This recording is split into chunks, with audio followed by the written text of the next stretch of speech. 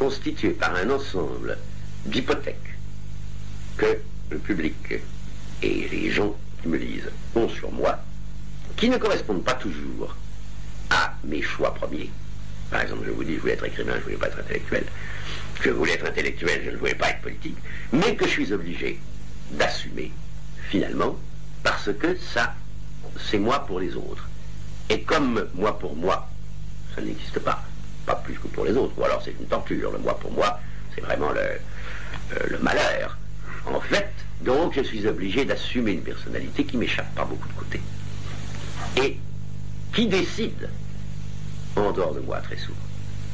Car en effet, si j'ai pris part à un certain type de manifestation pour telle question politique, je suis obligé de prendre part à une manifestation analogue pour un problème qui relève au fond des mêmes questions fondamentales. Me voilà donc, comme ça, m'échappant.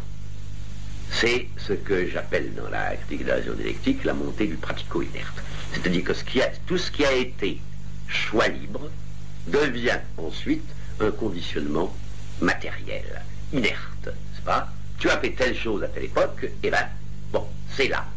Et il faut se définir par rapport à ça. Il n'y a rien à faire, et ce sera toujours ainsi.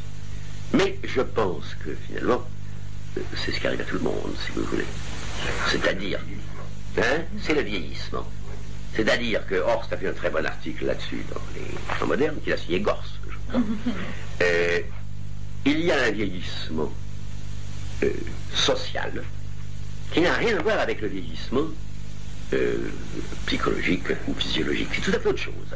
C'est le fait que, par exemple, lui disait, maintenant, je n'ai plus l'âge où je peux changer de carrière parce que je suis trop vieux pour que un apprentissage long soit rentable. Donc, je n'entrerai pas dans telle carrière. Donc, je suis de plus en plus confiné à la mienne. Finalement, c'est ce qui m'arrive aussi.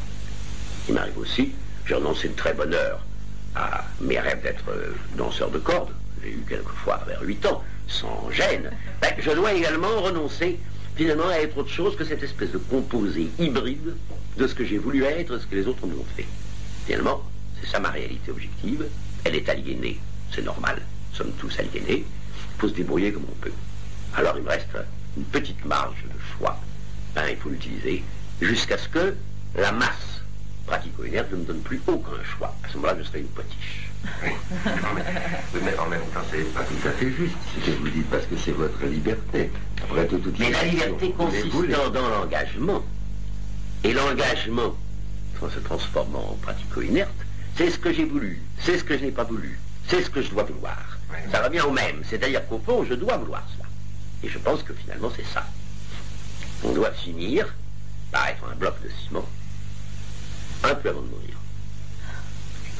C'est la vérité, mais je ne pense pas qu'il y ait d'autres solutions de la vie humaine. Parce que si vraiment on fait une entreprise, on s'engage, on est de plus en plus celui qui a fait ça. On est pris de plus en plus de côtés différents par des générations qui changent. Je vous dis, il y a une certaine personnalité Sartre qui existe pour les autres, que je ne connais pas complètement, qui varie, qui change, et qui cependant me conditionne puisque je dois l'assumer. Car je dois aussi bien assumer ce que je suis pour des amis du Mali ou de Cuba, que ce que je suis pour le nouveau roman, par exemple. Oui, je dois toujours tout prendre, et je pense que tout le monde, au fond, doit être comme ça. Alors, si vous voulez, du moment que la liberté, c'est l'engagement, eh bien, la fin de l'engagement, c'est la disparition de la liberté. Seulement, on a accompli une vie.